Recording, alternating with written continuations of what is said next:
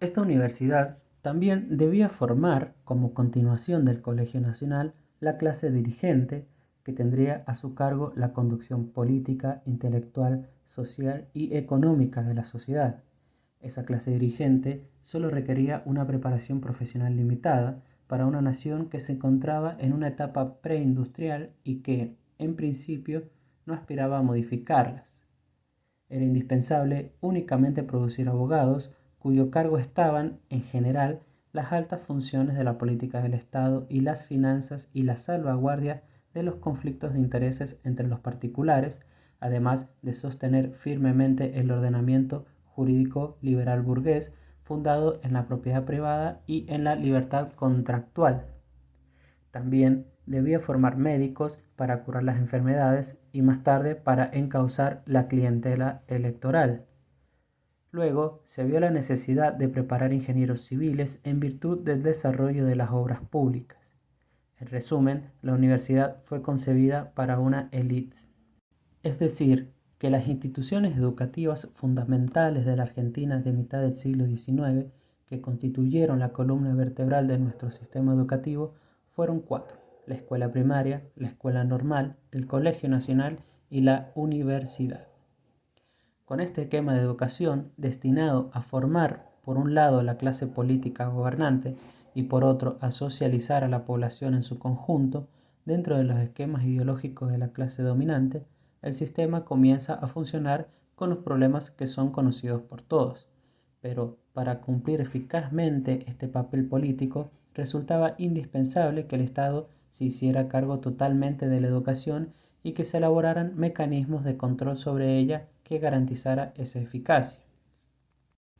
En el año 1881 y por decreto se creó el Consejo Nacional de Educación para administrar las escuelas de la capital y territorios nacionales, hasta tanto el Congreso dictara para ellas una ley de educación. En ese mismo año, el ministro de Educación, Manuel Pizarro, un activo católico cordobés, proyecta la Ley de Educación General de la República, manteniendo la disposición provincial sobre el catecismo y establece que la enseñanza sería gratuita y obligatoria.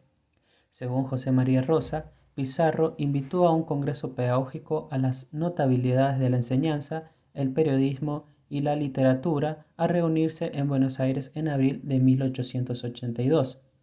Sin embargo, la lucha ideológica entre Sarmiento y Pizarro terminó con la renuncia de todos en 1882 sin que llegara a cumplir con el objetivo de elaborar un proyecto de ley de educación e inaugurar el Congreso.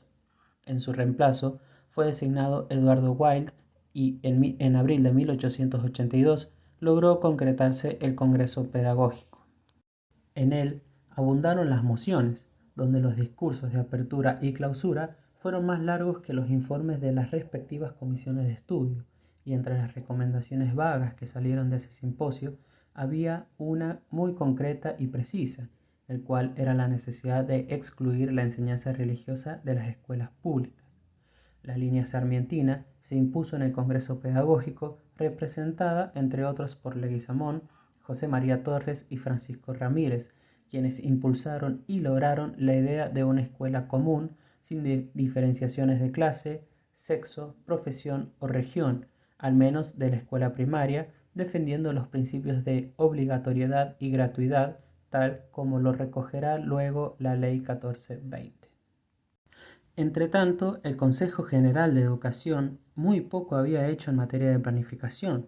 La Presidencia, por vía del respectivo ministerio, tomó a su cargo la elaboración de un proyecto de ley que remitió al Senado en 1881, donde fue aprobado enseguida. En diputados, sin embargo, no hubo prisa y nada se hizo en los años 81 y 82 más que leer y releer el proyecto en la Comisión de Instrucción Pública. El proyecto del ministerio había esperado más de 2 años el tratamiento, pero ya no era cosa de posibilitar demoras ante el doliente cuadro de analfabetismo argentino, donde solo un 29% de la población escolar entre los 5 y 14 años de edad recibía educación. Por ende, el asunto debía tratarse sobre tablas.